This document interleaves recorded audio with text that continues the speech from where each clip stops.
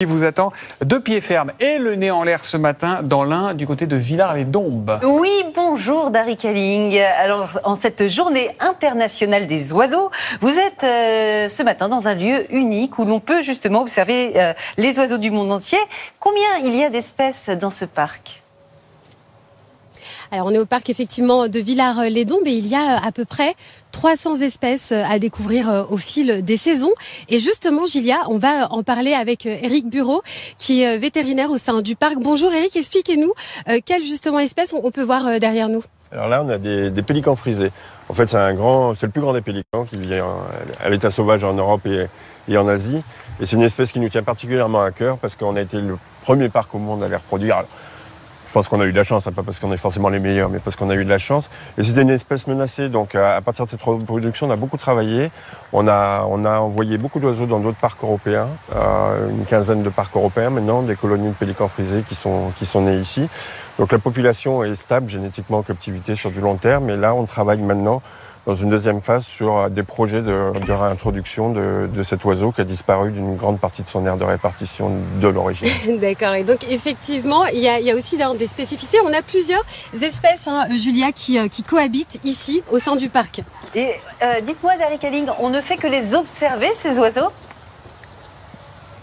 Eh bien non, on ne fait pas que les observer, Julia. Il y a aussi toute une partie préservation. Alors expliquez-nous justement comment fait-on pour préserver les espèces, Éric ? On travaille beaucoup en collaboration avec les autres parcs, alors européens et mondiaux pour certaines espèces. Donc il y a quelqu'un qui gère une espèce en captivité, qui recense tous les individus, qui fait tous les arbres généalogiques. Ça permet de gérer, qu'il n'y ait pas de consanguinité, de faire augmenter les populations, de proposer d'envoyer un mâle et une femelle pour essayer d'avoir un peu plus de reproduction. Par exemple, quelles espèces ont été réintroduites et sont préservées en ce moment ? Alors, ce qui nous concerne, nous, on a commencé en fait avec les vautours moines, donc ça date déjà, 1992, un premier oiseau né ici avait été relâché dans les Cévennes.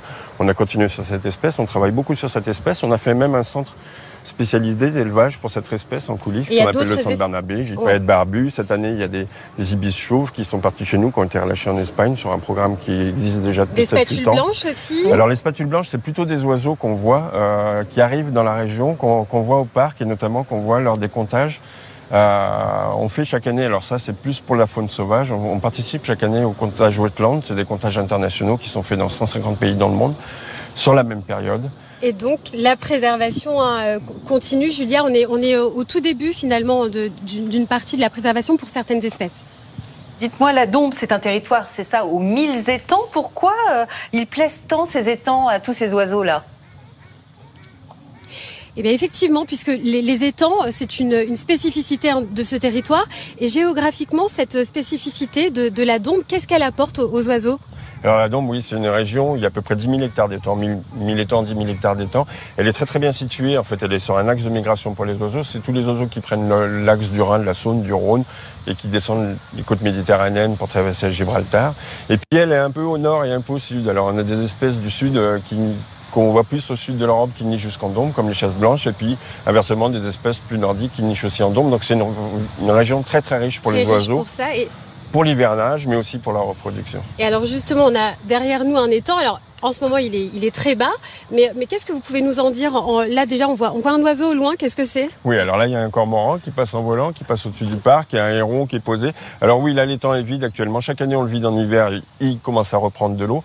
Mais on a aussi autour du parc, on a une réserve qui fait 340 hectares, il y a à peu près 120 hectares d'étang. Et là, sur les zones d'hivernage, effectivement, c'est des zones qui sont très importantes. Dans 10 jours, on va compter un peu tous ces oiseaux pour savoir combien sont là en hivernage. Eric. Merci beaucoup Eric. Et donc vous l'aurez compris, Julia, le parc finalement, il permet aussi bien de faire cohabiter des espèces sédentarisées que des oiseaux sauvages. Eh bien, merci beaucoup. Dari Kaling, vous nous avez fait rêver avec ces 1000 étangs et pas ces 1000 étangs. Oh, la honte. C'est parce qu'ils étaient vraiment très très nombreux, c'est pour ça. Merci beaucoup.